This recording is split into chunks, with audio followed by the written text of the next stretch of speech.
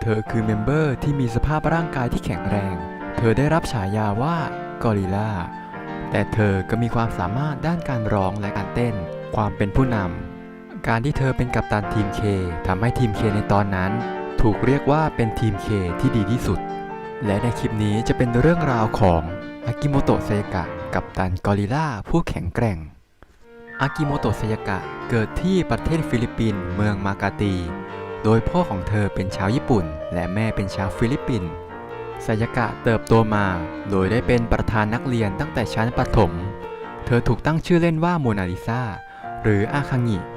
ซึ่งเป็นชื่อตัวละครจากการ์ตูนสแลมดังก์ที่มีฉายาว่ากอริลลาซึ่งกลายเป็นฉายาที่ติดตัวไซยากะมาโดยตลอดไซยากะตั้งเป้าหมายไว้ที่วงการบันเทิงตั้งแต่เรียนชั้นมัธยมต้นเนื่องจากชอบการร้องเพลงและการเอนเตอร์เทนเธอเป็นคนที่โดดเด่นแต่เพราะแบบนี้จึงมักโดนแกล้งอยู่บ่อยครั้งไซยากะได้ไปทดสอบการออดิชั่นแต่ก็ไม่ผ่านสักที่เพราะเธอนั้นขาดความมั่นใจในช่วงมัธยมปลายเธอต้องทำงานพาร์ทไทม์เป็นเวลา2 ปีไซยากะได้รับใบปลิวการออดิชั่น AKB48 ที่ชิบุยะณตอนนั้น AKB48 ทำกิจกรรมที่เธียเตอร์และไม่ค่อยออกทีวีเธอเองก็ไม่สนใจไอดอลมากนักและการเข้ารับการออดิชั่นของเธอนั้นก็เป็นไปด้วยความรู้สึกที่เบาบางเมื่อเธอได้ผ่านรอบคัดกรองไซยากะได้ไปที่เธียเตอร์และเมื่อเห็นทุกคนเต้นในชุดสีชมพูทำให้เธอคิดว่ามันไม่เหมาะสมกับเธอเมื่อเธอได้พูดกับพ่อแม่พวกเขาจึงแนะนำว่าตอนนี้เธออาจไม่ชอบแต่มันอาจจะเปลี่ยนแปลงในอนาคตไซยากะไม่ต้องการให้ AKB48 ให้เธอผ่านขณะที่ในการทดสอบนั้นเธอใส่เสื้ออยู่บ้านไปซึ่งเธอตอบอากิพีเรื่องนี้ว่าเมื่อเธอผ่านเธอจะผ่านไม่ว่าจะใส่เสื้ออะไรก็ตามสุดท้ายในเดือนกุมภาพันธ์ปี 2006 ไซยากะก็ได้ผ่านการออดิชั่นของ AKB48 โดยที่อากิโมโตะ ยาสุชิ และนัตสึ มายุมิเลือกเธอและมิยาสวะ ซาเอะเป็นตัวแทนของรุ่นที่ 2 ไซยากะเป็นที่รู้จักกับการที่เป็นคนจริงจังและทุ่มเทเธอพยายามแสดงความเป็นผู้นำก่อนการเดบิวต์ของทีม K แต่บางครั้งก็นำไปสู่การทะเลาะเธอบอกให้โคบายาชิ คานะพยายามมากขึ้นจนโดนเจ้าตัวตอบกลับว่าไซยากะจริงจังกับมันมากเกินไปเธอดุโอโนะเอเรนะที่เขียนเนื้อเพลงลงบนการ์ดจนเธอโดนโอโฮริเมกุมิตอบกลับว่าเธอพูดจาหยาบคายกับเอเรนะแต่ถึงอย่างนั้นไซยากะก็เป็นคนที่อ่อนไหวเธอจึงขอโทษและร้องไห้ซึ่งภายหลังการกระทบกระทั่งเหล่านี้ทำให้สายสัมพันธ์ของทีม K นั้นแข็งแกร่งขึ้นในท้ายที่สุดและช่วยให้ไซยากะนั้นเป็นผู้นำที่ดีขึ้นหลังไซยากะได้ยืนอยู่บนเวทีเธียเตอร์ทำให้เธอตระหนักว่าการเข้าร่วม AKB คือการตัดสินใจที่ยิ่งใหญ่วันแรกของการเปิดตัวทีม K ในเดือนเมษายนมีผู้คนจำนวนมากแต่หลังจากนั้นก็ลดลงอย่างรวดเร็วมันทำให้เมมเบอร์ทีม K ทุกคนต้องทำงานหนักขึ้นเพื่อดึงดูดคนเข้ามาจนในเดือนต่อมาพวกเธอก็ทำให้ผู้ชมนั้นเข้ามาเต็มความจุได้สำเร็จเมื่อทีม K ได้เริ่มสเตจที่ 2 อย่างเซชุนเกิลที่มีสเตจที่มีเพลงร็อกไซยากะคิดว่าพวกเธอน่ารักเพราะเป็นไอดอลแต่ในตอนนี้มันยังเท่อีกด้วยในเดือนตุลาคม AKB48 ได้ออกเมเจอร์ซิงเกิลแรกไอตะกะตะโดยไซยากะถูกเลือกให้เป็นหนึ่งในเซมัสึทั้งหมด20 คนของเพลงนี้และเป็น1 ใน 9ของเมมเบอร์ทีม K ที่ถูกรับเลือก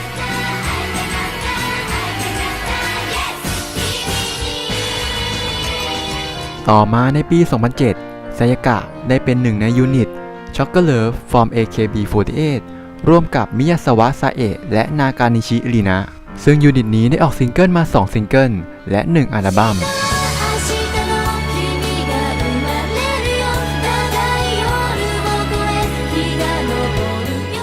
ทั้งนี้ในปีนี้เธอยังได้เดบิวต์การแสดงภาพยนตร์ครั้งแรกเช่นกันในเรื่องเดนเซนอุตะโดยต่อมาในปี 2008 ไซยากะได้ปรากฏตัวในละครเป็นครั้งแรกในเรื่องทาดาชิ โอจิโนะสึคุริคาตะละครคอมเมดี้แนวรั้วโรงเรียนโดยไซยากะรับบทเป็นคิริว นัตสึกิ ไซยากะเป็นเมมเบอร์ที่มีร่างกายที่แข็งแรงและเธอยังแสดงความสามารถให้เห็นบ่อยๆในรายการวาไรตี้ซึ่งในช่วงตั้งแต่ป .5 นั้นเธอได้ฝึกไอคิโดะและมีระดับอยู่ในสายด้าง2ต่อมาในปี 2009 ที่เดือนเมษายนสเตจลำดับที่ 5 ของทีม K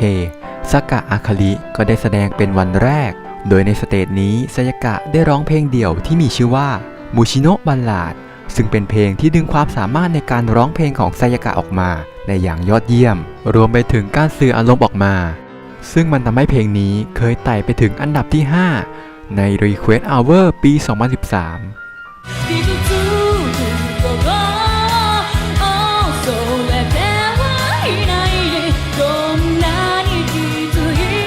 แม้จะไม่ติดเซมบัสึทุกซิงเกิลแต่ไซยากะก็ถือเป็นเซมบัสึขาประจำของ AKB48 และเมื่อถึงการเลือกตั้งครั้งแรกของ AKB48 แม้ในผลด่วนที่ได้มาจะได้มาในอันดับที่ 22 แต่ในวันประกาศผลที่เดือนกรกฎาคมอันดับที่ไซยากะได้มานั้นก็คืออันดับที่ 12 เธอกล่าวว่าในการเลือกตั้งครั้งแรกเธอคิดว่ามันสำคัญที่จะพาตัวเองไปในทิศทางที่ทำให้ตัวเองมั่นใจแต่เธอคิดว่ามีหลายสิ่งที่ทำให้ทุกคนนั้นกังวลและหนักใจขอบคุณจริงๆเธอจะพยายามให้ดีที่สุดต่อไปผลเลือกตั้งที่ออกมาในอันดับที่ 12 ทำให้ไซยากะอยู่ในซิงเกิลที่ 13 ของ AKB48 ในตำแหน่งของเซมบัสึในเพลง Iwake Maybe โดยต่อมาในเดือนสิงหาคมคอนเสิร์ตที่นิปปอนบูโดคันได้มีการประกาศชัฟเฟิลครั้งแรกของ AKB48 โทกาซากิ โทโมโนบุได้ประกาศรายชื่อกัปตันของทีม K ซึ่งก็คืออากิโมโตะไซยากะโดยผู้จัดการเทเตอร์ของ AKB48 ให้เหตุผลว่าไซยากะนั้นรัก AKB48 มากกว่าคนไหนๆเธอสามารถร้องไห้ให้กับคนอื่นได้เสมอและในเดือนต่อมาไซยากะได้แสดงละครเวทีเรื่อง AKB48 คาเกกิดัน Infinity โดยเธอรับบทเป็นมุราซาเมะ ลูก้าซึ่งเป็นดับเบิลแคสกับมิยาสวะ ซาเอะซึ่งเป็นการเล่นเป็นตัวเอกชายแสดงนำคู่กับนางเอกหญิงคือทาคาชิ มินามิ และคาชิวากิ ยุกิ ที่รับบทเป็นทาคาชิมะ มาเรียเรื่องราวของมาเรียนักเรียนมัธยมปลายที่พบกับแวมไพร์ที่ชื่อลูก้าที่อ้างว่าเธอคือคนรักที่ห่างหายไปนานมาเรียต้องพบกับปัญหาระหว่างชีวิตปกติของเธอกับความนิรันดร์ที่จะได้อยู่กับลูก้าซึ่งหลังจากขึ้นปี 2010 ไซยากะก็ได้กลายเป็นกัปตันของทีม K เธอทำให้ทุกคนจดจำทีม K ในฐานะทีมที่มีเอกลักษณ์แอตเลติกทีม K เมมเบอร์ทุกคนมีแพชชั่นและจิตวิญญาณในการต่อสู้แกนหลักทั้ง 3 อย่างไซยากะ ซาเอะและยุโกะก็คอยเข้มงวดกับรุ่นน้องไซยากะเองก็เข้มงวดกับตัวเองมากใครจำเนื้อเพลงไม่ได้หรือเต้นไม่ได้เธอก็คอยดูแลและให้คำแนะนำซึ่งมันทำให้ทีม K มีความผูกพันมากยิ่งขึ้นในเดือนมีนาคม Stage Reset ได้เริ่มขึ้นโดยที่มีเพลงที่มีชื่อว่าอูโฮอูโฮโฮซึ่งไซยากะรับหน้าที่เป็นเซนเตอร์ของเพลงนี้เป็นเพลงที่กล่าวถึงการโยนความเศร้าความทุกข์ออกไปและเปลี่ยนสิ่งเหล่านั้นเป็นพลังโดยระหว่างเพลงไซยากะนั้นจะเป็นกอริลลาซึ่งเหมือนกับฉายาของเธอซึ่งมันทำให้เพลงนี้กลายเป็นเพลงของอากิโมโตะไซยากะและเป็นเพลงที่มีเอกลักษณ์เพลงหนึ่งของ AKB48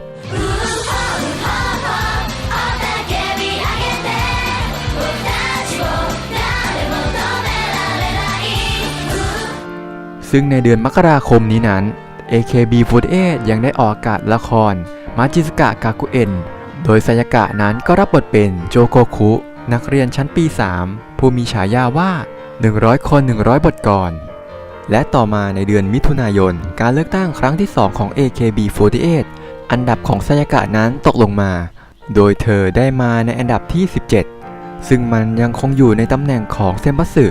ไซยากะกล่าวว่าขอบคุณทุกคนที่สนับสนุนเธอที่งานจับมือเธอดีใจมากที่ได้ยินคำพูดที่ใจดีของทุกคนในงานจับมือทุกคนต่างเข้ามาพูดว่าพยายามเข้านะทุกคนที่ลงผลโหวตเธอรู้สึกไม่ดีที่ทำอะไรไม่ได้เลยเธอรู้สึกเป็นเกียรติที่แฟนๆทำให้เธอได้รับอันดับนี้แต่เธอไม่มีความสุขกับอันดับเท่าไหร่เธอจะทำในสิ่งที่ทำได้และพยายามอย่างหนักขอบคุณมากจริงๆโดยต่อมาในเดือนกันยายนนั้นไซยากะได้ปรากฏตัวตามปกติในรายการวาไรตี้ที่ออกอากาศในวันจันทร์ถึงศุกร์ทางช่องฟูจิทีวีในรายการวาระเตะอิโตโมะโดยที่ไซยากะนั้นได้ปรากฏตัวในวันจันทร์แต่แล้วในเดือนตุลาคมเมื่อชุคังบุญชุนได้รายงานว่าฮิโรอิโอจิชายอายุ 56 ปีผู้ที่อยู่เบื้องหลังงานแอนิเมชันและเกมชื่อดังมากมายผู้ที่เป็นโปรดิวเซอร์ของละครเวที AKB48 กาเกกิดัง ที่ไซยากะได้เป็นตัวเอกได้เดินทางไปที่คอนโดของไซยากะและในวันต่อมาได้เห็นทั้งสองนั้นออกจากคอนโดพร้อมกันโดยหลังจากเหตุการณ์นั้นไซยากะก็ได้เขียนบล็อกอธิบายและกล่าวขอโทษเธอกล่าวว่าฮิโรอิซังนั้นเป็นเหมือนครูสอนการแสดงของเธอและเป็นผู้กำกับละครเวทีซึ่งเธอยังเคารพมากๆนอกจากนี้เขายังมีอายุมากกว่าพ่อของเธอเสียอีกเธอไม่คิดว่าข่าวแบบนี้จะเกิดขึ้นดังนั้นเธอขอโทษจริงๆโดยไซยากะก็ได้ชี้แจงทั้งหมดอีกครั้งในรายการวิทยุ AKB48 no All Night Nippon เธอได้กล่าวย้ำอีกครั้งว่าฮิโรอิซังเป็นคนที่เธอเคารพและเธอให้เขาช่วยเหลือเรื่องละครเวทีอิซุมิเคียวกะตั้งแต่ช่วงฤดูร้อนเธอเคยไปบ้านของเขาและเขาก็เคยไปบ้านของเธอเช่นกันเธอไม่ได้คิดอะไรเพราะฮิโรอิซังก็อยู่กับลูกสาวและเธอก็อยู่กับอุเมดะอายากะวันนั้นเธอได้คุยเรื่องการแสดงกับเขาก่อนเขาจะผลอยหลับไปเธอและอุเมะจังจึงปรึกษากันและให้เขานอนที่พักของพวกเธอเองนั้นก็เสียใจที่เหมือนพูดแก้ตัวขอโทษคนที่สนับสนุนเธอและ AKB ที่มันกลายเป็นเรื่องใหญ่มันเป็นความผิดของเธอทั้งหมดเธอควรเป็นแบบอย่างให้กับคนอื่นๆและเธอไม่มีคุณสมบัติที่จะเป็นกัปตันอีกต่อไปเธอขอถอนตัวจากการเป็นกัปตันทีม K ซึ่งในระหว่างนั้นจนถึงตอนที่ไซยากะพูดจบเมมเบอร์ของ AKB48 ต่างรีบเข้ามาที่สตูดิโอเพื่อให้กำลังใจไซยากะกันและแฟนๆเองก็มาให้กำลังใจเธอถึงตึกออกอากาศแฟนบางคนบางกลุ่มต้องการให้เธอออกจากกรุ๊ปแต่แฟนๆส่วนมากนั้นยังยืนอยู่กับเธอและสนับสนุนเธอต่อไปไซยากะยังคงทำงานหนักทั้งที่เธอรู้สึกว่าตัวเองไร้คุณสมบัติท่ามกลางการสนับสนุนของเมมเบอร์ AKB48 ต่อมาในปี 2011 ไซยากะได้เข้าร่วมอีเวนต์โตเกียวมาราธอน 2011 ซึ่งเธอก็ได้กล่าวว่าปีที่แล้วเธอนั้นกังวลจริงๆเธอต้องการจะขอบคุณแฟนๆและเพื่อนๆที่สนับสนุนเธอในปีที่ผ่านมาไซยากะนั้นมีร่างกายที่แข็งแรงแต่ว่าเธอนั้นไม่เก่งเรื่องวิ่งระยะไกลนี่เป็นครั้งแรกที่เธอท้าทายกับมันแต่เธอจะไม่วิ่งหนีไซยากะใช้เวลา6 ชั่วโมง 50 นาที 6 วินาทีในการวิ่งมาราธอนหลังทำได้น้ำตาเธอก็ไหลออกมาเธอได้ขอบคุณทุกคนหลังจากนั้นไซยากะได้รับอีเมลจากอากิพีเขาประทับใจที่เธอสามารถลุกขึ้นยืนจากวันที่ยากลำบากได้เธอจึงได้รับรางวัลกับการกลับมาเป็นกัปตันทีม K อีกครั้งไซยากะได้กลับมาเป็นกัปตันทีม K อีกครั้งในระยะเวลา 4 เดือนซึ่งในวันเดียวกันเองนั้นก็ยังมีประกาศเซอร์ไพรส์อีกอย่างนั่นคือการก่อตั้งยูนิตที่มีเมมเบอร์อย่างมิยาซาวะซาเอะมัตสึดะยูกะอุเมดะอายากะและอากิโมโตะไซยากะยูนิตที่มีความโดดเด่นด้านเสียงร้องและการเต้นและอยู่ภายใต้การผลิตของเอเวกในชื่อของยูนิตว่าดีว่าโดยที่ดีว่านั้นก็ได้ออกซิงเกิลเดบิวต์ในเดือนเมษายนที่มีชื่อว่าซึกิโนะอุระคาวะอย่างไรก็ตามเรื่องอื้อฉาวของไซยากะนั้นมันส่งผลกับเธออย่างยาวนานและมันมีผลทำให้เธอไม่ได้มีโอกาสในการถูกเลือกเป็นเซมัตสึของ AKB48 อีกต่อไปไซยากะได้เล่าเรื่องความยากจนในครอบครัวของตัวเองผ่านการสัมภาษณ์ของจุคังอาซาฮิถึงเหตุผลในการเข้าร่วม AKB48 ในการหารายได้เพื่อช่วยครอบครัวการเข้า AKB ยังได้เรียนร้องเรียนเต้นฟรีในวัยเด็กนั้นเธอไม่เคยไปเที่ยวและไม่มีงานอดิเรกในตอนอยู่ AKB เมื่อพวกเธอออกรายการเพลงเธอจะนำอาหารกล่องที่เหลือกลับบ้านไปฝากครอบครัวเสมอโดยต่อมาในเดือนมิถุนายนการเลือกตั้งครั้งที่ 3 ของ AKB48 ไซยากะนั้นได้มาในอันดับที่ 17 ซึ่งเท่ากับปีที่แล้วไซยากะกล่าวว่ามันมีหลายสิ่งที่เกิดขึ้นในปีที่แล้วที่ทำให้ทุกคนนั้นกังวลเกี่ยวกับตัวเธอกับสิ่งที่เกิดขึ้นเธอต้องขอบคุณเมมเบอร์และแฟนๆที่ยังทำการสนับสนุนเธอมาโดยตลอดมันทำให้เธอตระหนักได้ว่าการสนับสนุนของทุกคนทำให้เธอได้รู้ประสบการณ์มากมายต่อจากนี้ไปเธออยากจะทุ่มเทและกระตือรือร้นให้มากกว่าอันดับที่เธอได้รับและนี่เป็นเซมัตสึครั้งสุดท้ายในการเลือกตั้งของไซยากะโดยเธอนั้นได้อยู่ในเพลงหลักของซิงเกิลที่ 22 ของ AKB48 อย่าง Flying Jet หลังจากนั้นต่อมาในเดือนกรกฎาคมไซยากะได้รับบทในละครทีวีDetective Conan Kudo Shinichi Eno Shosenjo โดยเธอนั้นรับบทเป็นซูซูกิโซโนโกะ โดยการแข่งขันเป่ายิงฉุบหรือจังเก้นไต่ไข่ครั้งที่ 2 ของ AKB48 ในเดือนกันยายนไซยากะนั้นผ่านไปถึงรอบก่อนรองชนะเลิศและไปแพ้ให้กับโคบายาชิมารินะทำให้ไซยากะได้เป็นส่วนหนึ่งของซิงเกิลที่ 24 ของ AKB48 อุเอะคาระมาริโกะซึ่งซิงเกิลนี้นั้นคือการมีส่วนร่วมครั้งสุดท้ายในการเป็นแชมป์บัสสึของไซยากะด้วยเช่นกันต่อมาในปี 2012 ไซยากะได้ทำการท้าทายในโตเกียวมาราธอน 2012 อีกครั้งโดยครั้งนี้เธอทำเป็นการกุศลเพื่อประเทศฟิลิปปินส์บ้านเกิดของแม่เธอให้กับหมู่บ้านที่ยากไร้และความต้องการด้านการแพทย์ไซยากะต้องการวิ่งให้ได้เร็วมากกว่า 6 ชั่วโมงซึ่งเธอนั้นก็ทำได้ในเวลาเพียง 5 ชั่วโมง 34 นาทีและ 3 วินาทีต่อมานั้นในเดือนมีนาคมไซยากะได้รับบทในภาพยนตร์ของซีรีส์อุลตร้าแมนในอุลตร้าแมนซากะโดยเธอนั้นรับบทเป็น1 ใน 7 หญิงสาวในสมาชิกที่เรียกว่าทีมยูนามว่าอันนะทั้งนี้ไซยากะยังได้รับบทหลักในละครครั้งแรกในละคร2 ตอนอาซาโดระซัสึจินจิเคนโดยเธอรับบทเป็นนิอิมิมิโฮะผู้ช่วยผู้กำกับทีมละครของ NHK แต่วันหนึ่งระหว่างการถ่ายทำมิโฮะได้ค้นพบตุ๊กตาดารุมะที่กองถ่ายและเธอก็ได้รับมอบหมายให้กำจัดมันต่อมาในเดือนพฤษภาคมไซยากะยังได้เล่นละครเวทีเรื่องโรมันฮอลิเดย์โดยเธอรับบทเป็นเจ้าหญิงแอนซึ่งเป็นนางเอกละครเวทีเรื่องนี้โดยคาแรคเตอร์ของตัวละครที่ไซยากะได้รับบทนั้นแตกต่างจากตัวตนของเธอที่ดูแข็งแรงเจ้าหญิงแอนนั้นเป็นหญิงสาวที่มีเสน่ห์และมีความเป็นผู้หญิงสูงโดยในเดือนมิถุนายนการเลือกตั้งครั้งที่ 4 ของ AKB48 อันดับที่ไซยากะได้มานั้นคืออันดับที่ 20ซึ่งถ้าเป็นการเลือกตั้งครั้งที่แล้วเธอคงติดเซมบัสึแต่ในครั้งนี้เธอได้เพียงอันเดอร์เกิร์ลไซยากะกล่าวว่าเธอมีความสุขในครั้งนี้เธอนั้นได้ยินคำพูดจากเมมเบอร์ที่อันดับตกลงมาและไม่ได้เป็นเซมบัสึแต่ในบทบาทของเธอแม้ว่ามีโอกาสเป็นเซมบัสึน้อยแต่ถ้ามีโอกาสเธออยากเป็นคนที่แสดงแผ่นหลังให้เห็นว่าสักวันดอกไม้จะบานออกมาเธอยอมรับอันดับที่ 20ที่ได้จากความรักของทุกคนดังนั้นเธอหวังว่าเธอจะได้ทำงานหนักต่อไปโดยต่อมาในเดือนสิงหาคมคอนเสิร์ตจบการศึกษาของมาเอดะอาสึโกะที่โตเกียวโดมได้มีการปรับเปลี่ยนโครงสร้างของ AKB48 การชัฟเฟิลครั้งนี้ทำให้คู่หูทวินโทเวอร์อย่างซาเอะย้ายไปอยู่กับ SNH48 และไซยากะได้ลงจากตำแหน่งกัปตันของตัวเองตำแหน่งกัปตันทีม K นั้นได้กลายเป็นของโอชิมะยุโกะและไซยากะยังคงอยู่กับทีม Kไซยากะกล่าวถึงความรู้สึกผ่านบล็อกว่าเธอนั้นรู้สึกเหงากับการย้ายวงของซาเอะซึ่งเป็นเพื่อนสนิทของเธอบอกถึงอุเมะจังที่ได้รับตำแหน่งกัปตันทีม B ว่าต้องทำได้ดีแน่ๆยูโกะเองก็แสดงความกังวลว่าจะทำได้ดีหรือไม่กับตำแหน่ง S และกัปตันสำหรับไซยากะตำแหน่งกัปตันเป็นเพียงแค่สัญลักษณ์ตอนที่เธอยังไม่ได้เป็นกัปตันนั้นเธอคิดว่าผู้คนจะติดตามคุณด้วยความเคารพจากตัวคุณแม้ไม่ได้เป็นกัปตันแต่สิ่งที่เธอรู้สึกนั้นไม่เปลี่ยนแปลงเธอจะสนับสนุนยูโกะต่อไปต่อมาในปี 2013 ที่เดือนเมษายนนั้นไซยากะก็ได้ประกาศผ่านบล็อกตัวเองว่าเธอตัดสินใจที่จะไม่เข้าร่วมการเลือกตั้งครั้งที่ 5 ของ AKB48 และเธอได้ตัดสินใจกับตัวเองที่จะจบการศึกษาโดยในโพสต์กล่าวถึงช่วงเวลาสุดท้ายในการลงสมัครการเลือกตั้งเธอคิดว่าจะลงหรือไม่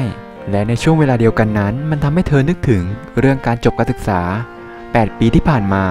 เธอได้เรียนรู้หลายสิ่งหลายอย่างมากมายและมีความสุขเนื่องจากการสนับสนุนของอากิโมโตะเซนเซสตาฟแฟนๆเพื่อนๆเมมเบอร์ครอบครัวเธอรู้สึกขอบคุณจริงๆอย่างไรก็ตามเธอเองก็มีความคิดอยากก้าวออกไปสู่โลกใบใหม่ในขณะที่เก็บประสบการณ์และการเรียนรู้จาก AKB48 ไว้ในใจเธอต้องการไล่ตามความฝันของตัวเองในการแสดงให้แข็งแกร่งขึ้นดังนั้นหลังจากที่เธอคิดไตร่ตรองอย่างถี่ถ้วนแล้วเธอจึงตัดสินใจในจุดของการเลือกตั้งนี้อากิโมโตะไซยากะจะจบการศึกษาจาก AKB48 โดยไม่เข้าร่วมการเลือกตั้งที่กำลังจะมาถึงโดยคอนเสิร์ตจบการศึกษาของอากิโมโตะไซยากะนั้นถูกจัดขึ้นในเดือนสิงหาคมที่สุดท้ายของ AKB48 โดมทัวร์ในโตเกียวโดม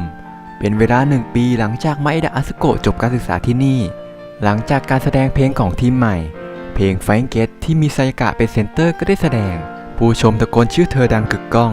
เซตลิสต์ของทีม K ได้ถูกแสดงเซชุนเกิลไซชูเบลกานารุ และแน่นอนคือโอโฮโอโฮโฮที่ไซยากะได้แสดงในชุดราชากอริลลา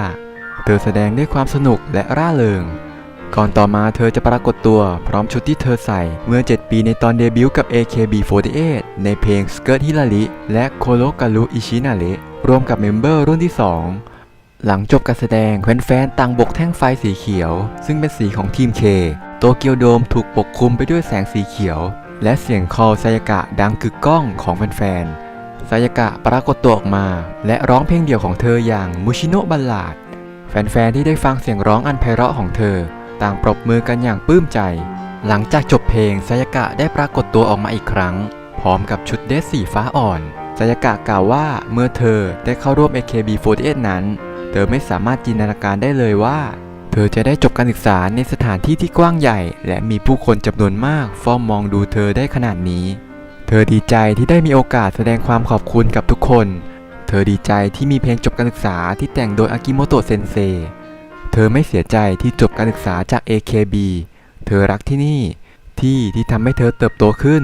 เธอรัก AKB และวันเวลาที่ใช้ไปเหล่านั้นล้วนมีความสุขต่อจากนี้ไปโปรดสนับสนุนเธอและ AKB48 ต่อไปด้วยหลังจากนั้นไซยากะได้ร้องเพลงซึโยซาโตะโยวาซาโนะไอดาเดะเพลงจบการศึกษาของเธอนอกจากเมมเบอร์ปัจจุบันอย่างโอชิมะยูโกะมิยาสวะซาเอะและอุเมดะอายากะนั้นได้มีการปรากฏตัวของอดีตเมมเบอร์รุ่นที่ 2 อย่างโอโฮริเมกุมิโนโรคาโยะมัตสึบาระนัสึมิคาไซโทโมมิและมัตสึดะยุกะที่ได้ร่วมร้องเพลงนี้ด้วยเช่นกันบทเพลงที่กล่าวถึงเรื่องราวของเมมเบอร์รุ่นที่ 2ทำให้ทั้งไซยากะและทุกคนต่างน้ำตาไหลออกมาและเพลงสุดท้ายของไซยากะในคอนเสิร์ตนั้นก็คือเพลง To Be Continue เพื่อแสดงถึงเส้นทางที่มุ่งหน้าที่จะเดินต่อไปตลอดเส้นทางไปเวทีนั้นคำร่ำลาของเมมเบอร์แต่ละคนก็ได้ส่งมาถึงไซยากะตลอดทางและภาพสุดท้ายของไซยากะในคอนเสิร์ตเป็นรอยยิ้มที่มีความสุขของเธอที่เราสามารถสัมผัสได้โดยไม่กี่วันต่อมาสเตจจบการศึกษาของไซยากะก็ได้จัดขึ้นที่เทเตอร์ของ AKB48 รวมกับเมมเบอร์ทีม K เป็นครั้งสุดท้ายเช่นเดียวกันในสเตจนี้เธอได้ร้องเพลงมูชิโนะบัลลาดโดยความสามารถอันท่วมท้นในการร้องเพลงของเธอได้เปลี่ยนบรรยากาศในเทเตอร์ทั้งหมดไซยากะได้สารภาพถึงความกดดันในการร้องเพลงเดี่ยวเพลงแรกนี้ว่าเป็นเพลงที่ยากและเธอรู้สึกตัวสั่นทุกครั้งในการเตรียมตัวร้องเพลงหลังฉากตลอดอย่างไรก็ตามในวันนี้เธอสามารถร้องเพลงนี้ได้ด้วยรอยยิ้มดังนั้นเธอจึงอยากให้ฟังเพลงที่เป็นเหมือนสมบัติอันล้ำค่าของเธอซึ่งเพลงนั้นก็คือเพลงจบการศึกษาซึโยซาโตะโยวาซาโนะไอดาเดะเพลงที่กล่าวถึงความผูกพันของเมมเบอร์รุ่นที่ 2โอชิมะยุโกะมิยาสวะซาเอะอุเมดะอายากะโคบายาชิคานะคาไซโทโมมิมัตสึดะยุกะมัตสึบาระนาซึมิได้ร่วมร้องเพลงนี้ไซยากะกั้นน้ำตาของตัวเองไว้ไม่อยู่เธอได้รับช่อดอกไม้และข้อความจากเมมเบอร์ทุกคนของ AKB48 และไซยากะได้ส่งข้อความถึงแฟนๆว่าเธอเปลี่ยนไปมากเมื่อเข้าร่วม AKB48 และทุกวันนี้เธอได้รับการสนับสนุนจากทุกคนและเธอได้รับตำแหน่งกัปตันครั้งแรกสมัยเธอเป็นนักเรียนมันทำให้เธอไม่ค่อยมีเวลาให้กับชมรมเลยแต่เธอก็ไม่คิดจะออกจาก AKB48 เธอรักเทเตอร์แห่งนี้เธออยากเต้นตลอดเวลาเธอสงสัยว่าถ้าเป็นในนามของอากิโมโตะไซยากะนั้นเธอจะมีส่วนร่วมกับ AKB ได้ไหมแต่เธอนั้นรู้สึกเหมือนว่าจะต้องได้กลับมาที่นี่อีกครั้งเธอคิดว่าแม้จะจบการศึกษาก็ยังเชื่อมต่อกับ AKB และหวังว่ากับสตาฟและแฟนๆด้วยเช่นกันเธอคิดว่า48นั้นเป็นความสัมพันธ์กับทุกคนที่สามารถพบเจอได้และเธออยากจะดูแลมันให้ดีต่อไปหลังจากนั้นซาเอะได้กล่าวต่อว่ามันเป็นเรื่องปาฏิหาริย์ที่ไซยากะและทุกคนได้มาพบกันเช่นเดียวกับพวกเธอที่ได้พบกับไซยากะดังนั้นพวกเธอจึงร้องเพลงโซเกนโนะคิสกิเป็นเพลงสุดท้ายก่อนจากกันนั้นไซยากะได้ทิ้งท้ายว่านี่เป็นการแสดงสุดท้ายกับทีม K แต่จะเป็นการเริ่มต้นใหม่อีกครั้งของอากิโมโตะไซยากะไซยากะได้ออกไปทักทายแฟนๆจำนวนมากที่รอเธออยู่ด้านล่างก่อนจะมาปลดรูปหน้าเทเตอร์เป็นการจบชีวิตในการเป็นไอดอลของเธอ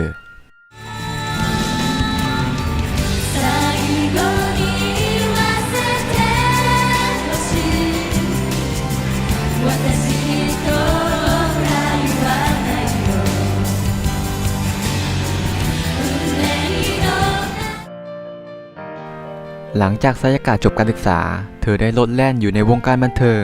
และเธอยังคงทำกิจกรรมกับยูนิตดีว่าจนไปถึงตอนยุบยูนิตลงแม้ว่าจะได้รับฉายาว่ากอริลลาแต่หลังจบการศึกษานั้น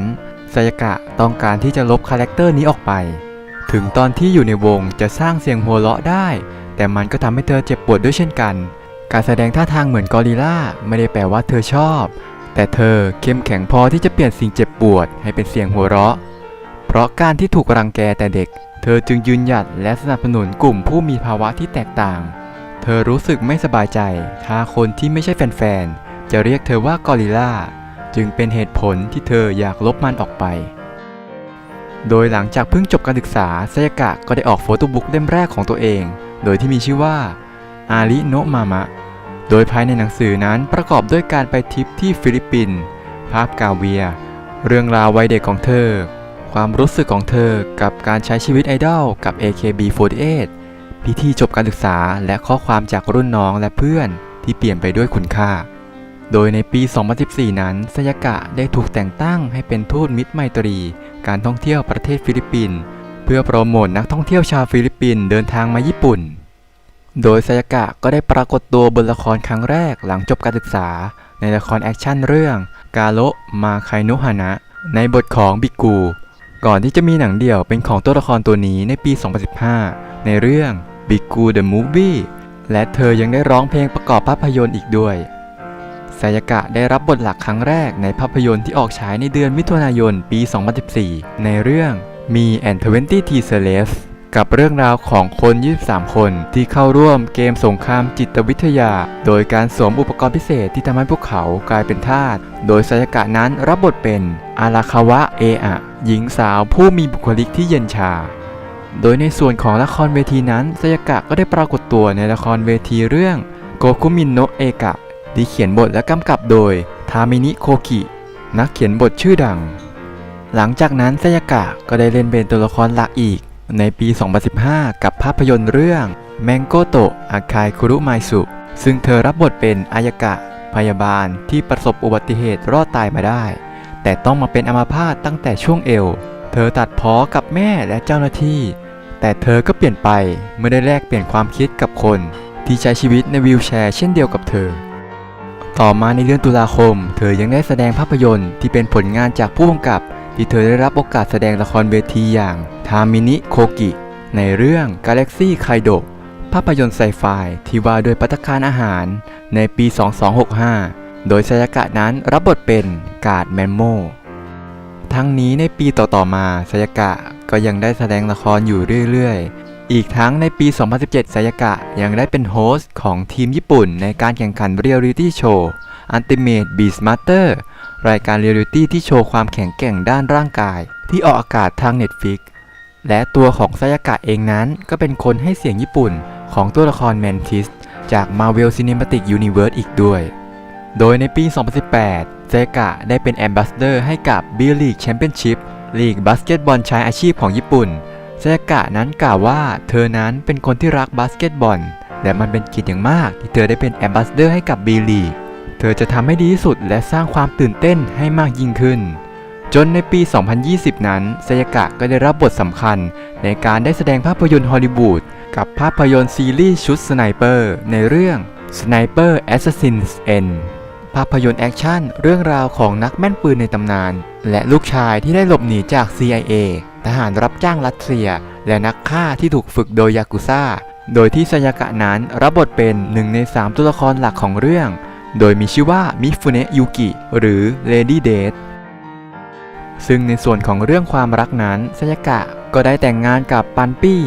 แรปเปอร์ชื่อดังของญี่ปุ่นโดยทั้งสองคนนั้นได้แต่งงานในเดือนมิถุนายนในปี 2010 โดยที่คาดว่าความสัมพันธ์ของทั้งสองนั้นน่าจะเริ่มต้นในปี 2018 ซึ่งไซยากะนั้นก็ได้ทำงานแสดงในวงการบันเทิงต่อซึ่งในปี 2022 นั้นเธอก็ได้แสดงละครไทกะเป็นครั้งแรกในเรื่องคามากุระโดโนโนะจูซานินโดยเธอรับบทเป็นโกเซนโทโมเอะหลังจากไซยากะจบการศึกษาจาก AKB48 นั้นเธอก็มักจะเป็นแขกในพิธีสำคัญของ AKB48 เสมออย่างการครบรอบ 10 ปีของ AKB48 หรือพิธีจบการศึกษาของเมมเบอร์ต่างๆ อากิโมโตะ ซายากะ จากเด็กลูกครึ่งที่มีฐานะครอบครัวที่ไม่ดีเท่าไหร่ ต้องทำงานและเรียนไปด้วยเพื่อปากท้องของครอบครัว สู่ไอดอลของ AKB48 ในฉายากอริลลาที่ไม่มีใครลืม และเธอยังเป็นกัปตันที่ดีที่สุดคนหนึ่ง ก้าวสู่การเป็นนักแสดงในวงการบันเทิงของญี่ปุ่นเต็มตัว และได้เดบิวต์ในหนังของฮอลลีวูด และนี่คือเรื่องราวของอากิโมโตะ ซายากะ